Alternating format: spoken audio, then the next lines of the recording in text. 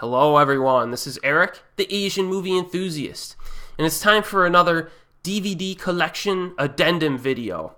Show you some of the additional purchases that I've made in recent months. And tonight I have a very nice selection and variety from various countries. So let's get cracking here. Now the first one is, it's technically a film from one country, but it feels like a co-production between two countries. And that is The Kick. Yes, The Kick. Not many people know about this. This is technically a Thai action film, but it feels like a Thai-South Korean co-production because most of the main characters are South Korean actors and actresses. So in this, you basically have like a family from South Korea goes to Thailand to do a Taekwondo exhibition there. And a group of bad guys try to steal like a Thai artifact that's in the same complex or facility as the competition. And the family foils their plans. And they become national heroes of Thailand. Well, this gang is not too happy about that, so they go after them. They go after him for revenge. So this is a pretty good flick. It's entertaining. It has a little bit of humor in it, but it mostly plays it straight, I think. And like the action design is very grounded in this. You know, you don't have a lot of people flying around on wires, not much wire work at all. A lot of it's very grounded and realistic. You know, it basically feels like you're watching real people fight. You know what I mean? In various martial arts fights. So that's good. You know what I mean? That's one of the advantages to this. Now, Pragya Pinkyu, is a director who was, he was behind movies like Ung Bak, Tom Yum-goong, and Chocolate. This, I don't think, is quite on the level of those because you don't have people like Tony Jaa in this. You know what I mean? The performers in this, the actors, are good fighters in this. They do a good job, but they're not at the level of like an Iko Uwais or a Donnie Yen. Guys who have just been studying and working their whole lives at martial arts. But with that said, they do a good job, and there's some good fights in this. It's paced well, it's fun to watch, the fights are peppered throughout. It does save some of the best stuff for like the last 20 to 30 minutes. And the best scene, I think, in the movie is right near the end. There's a group of guys that are fighting in like a storage area or a warehouse, of course. And there's boxes that are stacked up real high. And they're fighting on top of the boxes, but there's ceiling fans. So the ceiling fans, because they're so high off the ground, are like at head level. So these guys are fighting like underneath and around the ceiling fans, trying not to get hit in the head with the blades of the fans. So that was probably my favorite scene. It was pretty cool. So yeah, don't go into this expecting like a crazy extravaganza of action, but it holds its own. I liked it. It's a fun movie. And Jija Yanin from Chocolate makes, she has like a small supporting role, and she has a pretty good fight in this too, involving a very unconventional piece of weaponry. So check out The Kick if you're in the mood for like a fun martial arts action flick. It's lighthearted, but serious enough to work. Alright, next is a film that I've covered on my channel in a full-length review. Headshot. There's Iko right there, Iko Uwais. This is Indonesian. Oh, the DVD for The Kick is the US DVD release. No special features on that. This is also the US release for Headshot. And this also doesn't have any special features. But this is good stuff, man. You got the Mo brothers as the directors. These are the guys behind films like Macabre and Killers. And I think, this could be their most purely entertaining film, in my opinion. You basically have this guy, Iko plays an assassin who gets shot in the head. And he wakes up, and he's nursed back to health by a nurse who's played by Chelsea Islan. And she nurses him back, and the gang that tried to kill him is coming back to finish the job, and bad stuff happens. So like I said in my review, you have to go into this with the right expectations. It's got Iko Uwais in it, right? So you're expecting another raid film. Not necessarily. Maybe 2/3 of this is like a survival thriller film. And then the last third is a martial arts film. So throughout this film, and the cool thing is that very few of the bad guys die easily. So even the guys he meets early on in the movie are tough to kill, and I like that. It's just people are just trying to survive in this movie. You know what I mean? There's no, the first 2/3, there's not a whole lot of choreographed action. It's just people scrapping with like weapons and guns. You just try to get out of it. You know what I mean? Just trying to survive. And that's what makes this very different from the Raid films. It's not just a repeat affair here. And I like that. It's very violent and quite dark. And then the final half hour, or the final third, then you start getting into that martial arts choreography type stuff when he faces like the head guys of the gang. So, yeah, like I said, Chelsea Islan in this is actually very good. I think she gave a very good performance. I think that there's one scene at the very end of the film, there's like a final shot, and she makes the final shot work really well. I think she did really good in this. Eco's solid as always. And then you got Julie Estelle, Hammer Girl from the Raid 2 is in this, as well as Very Triulizman, I think his name is. Baseball Bat Boy is in this. So yeah, it's very entertaining stuff. And check it out if you're in the mood for something visceral, fast-paced, and just fun to watch. Character development's a little light, as I said in my full-length review, but check out my review if you want more info. Alright, next, we have 2 Japanese anime films. Yes, we have Ghost in the Shell. Now, this is the U.S. release, and this is a classic film, right? It's just classic. It's one of those anime films that you really have to watch. You have to watch it no matter what. And, it's one of those, let me read the back for you. It's set in 2029. You have a cybernetic government agent, the Major, Motoko, and the Internet Bureau of Investigations are hot on the trail of the Puppet Master, a mysterious and threatening computer virus capable of infiltrating human hosts.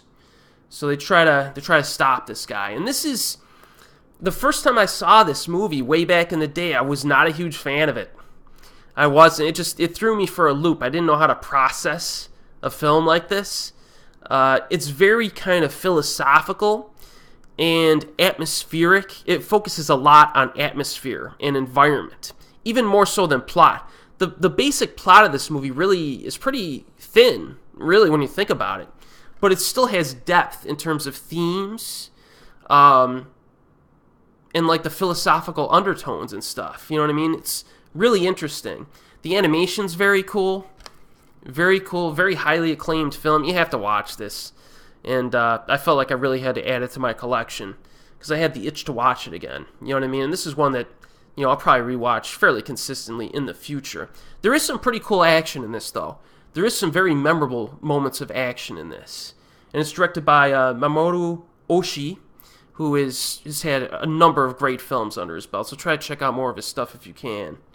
Special features on this, I don't know, you have all this technical stuff on Disc 1. Disc 2, you have like character dossiers, creator biography, director biography, production reports, trailers. So really not a lot of special features. They probably could have fit all that on one disc. You know what I mean? I was kind of expecting more. But in terms of the film itself, add it to your library. There's a pretty high probability that you will thank me after you do so.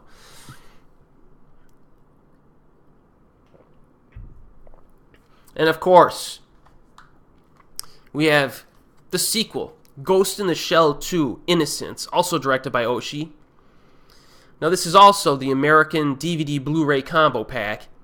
Now this has much better special features. You got a making of, trailers, a commentary with director Mamoru Oshii and animation director Toshihiko Nishikubo, and some trailers. So the full-length commentary definitely makes this it makes the special features in this an upgrade. And I have not watched the commentary yet, but I will do so.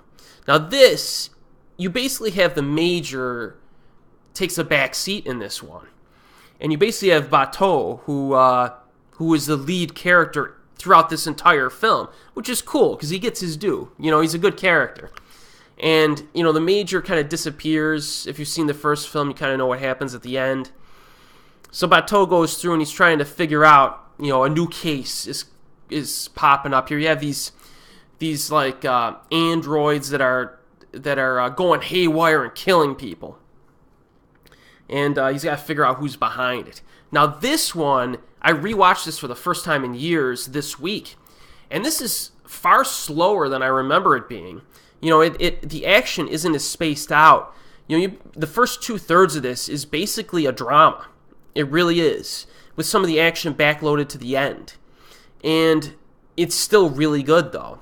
There's a lot more contemplation by the characters. And there's a lot more dialogue between the characters regarding the themes of these movies in this franchise. And it's really interesting discussions here. It doesn't go over the top into, you know, psychobabble. You know, they're not just talking out their rear end all the time. I mean, I guess maybe once in a while you could say they are, but most of the time it's pretty interesting stuff that makes sense. So this does a good job of exploring its themes. The animation in this is awesome too. Really cool animation. And some of the action down the stretch is really cool. You have like... There's a really cool suspense scene involving deception that kind of fooled me a little bit, and it was really good. And then the ending is a true action scene involving a bunch of puppets in like this weird like environment. It's pretty awesome.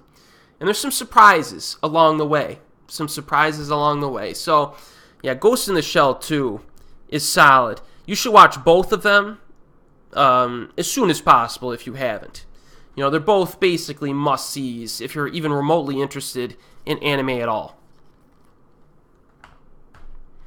Alright, we got 2 Miike films here next. Now the Miike films, let me fire up my Miike filmography thing here. So now you have Yakuza Like a Demon from 2003. Pretty basic Yakuza film. You know, you got a bunch of Yakuza dudes fighting each other. A lot of people die in this. So that's good. That's kind of what brings it to watchable territory, I think. You know, you got Riki Takeuchi in it. He helps. Very basic Yakuza flick, though. Very by the numbers. There's nothing really memorable from a dramatic standpoint in this film. It's not like the Shinjuku Triad Society would... You know, each of those films have their memorable moments, or even Dead or Alive. It's a step below those, you know what I mean? A few steps below some of those. But I still think it's entertaining and it's watchable as a straight-up Yakuza flick. This is the Region 1 US release. No special features, of course. So yeah, if you want more thoughts, check out my Miike playlist and go to 2003 in that playlist. Another film from 2003 from Miike, The Negotiator. Yes, this is the American release again. And this one has a making of, a director commentary, and some trailers. So this is worth picking up for some special features. This one's really interesting because you have like this hostage situation, right? And the cops kind of use a certain type of logic that I don't always see that much in hostage films. Like the way that they negotiate's pretty interesting. Like, for example, they actually figure out, the cops between themselves, they say, okay, how much money should we offer these guys? I would have no idea. Like, if you have a bunch of guys with hostages, like, I don't know how much money to give them, but they have methods to tell you how much money you want to recommend to these guys to get the psychological advantage, which is interesting. Or how many hostages you should ask them to release. And they use psychology to kind of get that out of them. So it's more interesting and nuanced than you might think from a typical like Negotiator hostage film. It's got some pretty... It's lower key than a typical like action, or it's not really an action film. It's more of a drama thriller. And, you know, it's paced well for, I'd say, 2/3 to 3/4. And then down the stretch, it slows down. Like the pacing drops off a hill.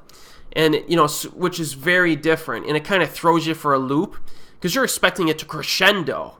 You know, I mean, it's a hostage film. You're expecting a big finale. It doesn't happen. It doesn't happen. But there's some really interesting twists along the way too. So it kind of makes up for it. So I think this is a good movie. It has some pacing issues, but check out my Mike playlist from 2003 for more info on that one. And that has the same lead actor from Premonition. So if you like that, check that one out. All right, we move to China. My Sweetie, Zhao Wei. A Time to Love. This is another film that goes under a lot of people's radars, man. A lot of people don't know about this. And this is a very good movie. It's a romance. And you basically have two people, okay, who fall in love and they want to have a relationship, but their parents hate each other.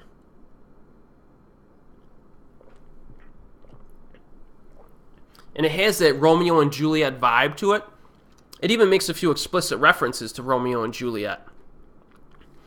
And the conflict in this is convincing. Because you hate the freaking parents, man. The parents are so pretentious, and they patronize these they're basically in college, and they patronize their kids. Because their kids are like, listen, why can't we date one another? Why do you guys hate each other so much? And the parents won't even tell them for most of the film. They're like, you wouldn't understand. It's like, shut up. You hate... The parents are just completely just stupid. So obviously, the conflict is so strong, you definitely want these two to end up together. You know what I mean?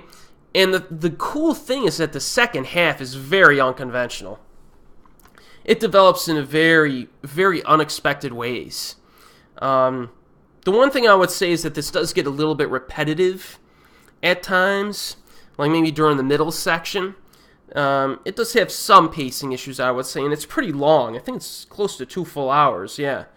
But the ending to this, awesome.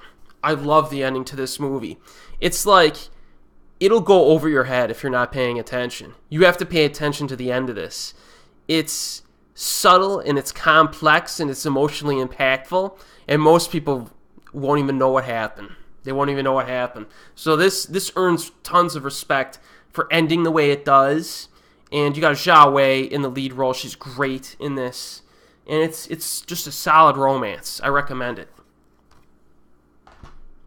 That is the U.S. release, I believe. No special features, of course. All right. We move to Hong Kong. My boy Johnny To. I'm trying to gobble up a few of his films because they're so expensive now on DVD. They're going out of print. Running on Karma. Very oddball, creative film here. You have Andy Lau and Cecilia Chung.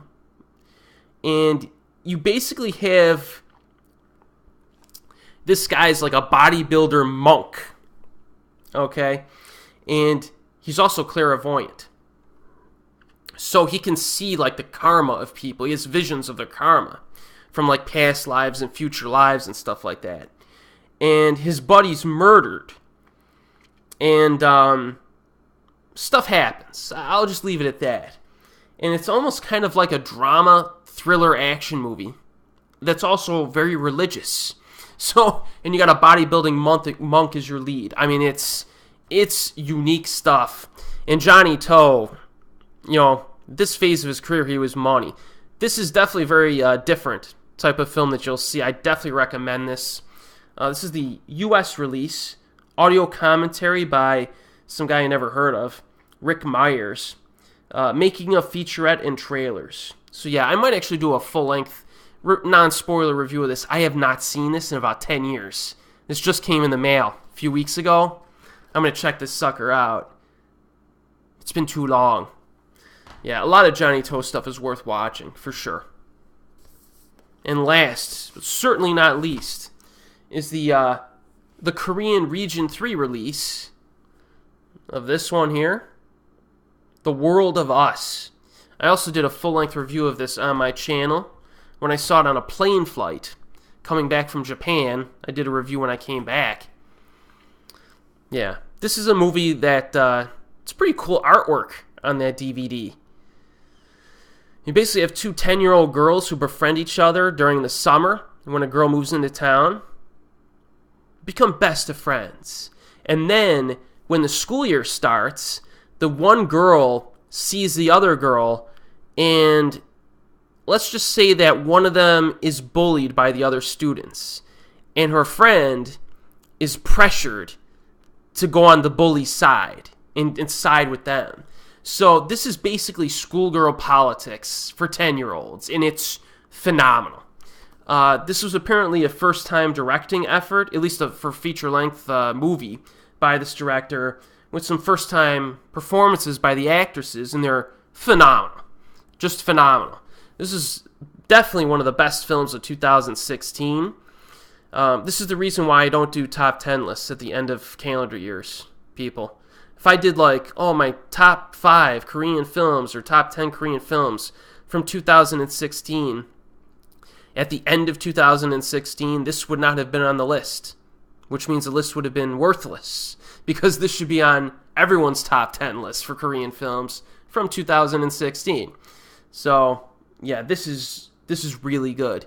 Now, since it's a Region 3 release, I don't think any of the special features have English subtitles, but it does have a commentary track. But I don't think it has subs on the commentary track. But, yeah, pick this up. The Region 3 release, of course, has English subtitles on the feature. This is a must-see. Check out my full-length review on my channel for some more details. So that's my haul here. A nice variety. Some quirky stuff in there and some very high-quality stuff. So, yeah. I'll definitely have a few more of these videos coming up in the next few weeks. So, as always, I will see you next time.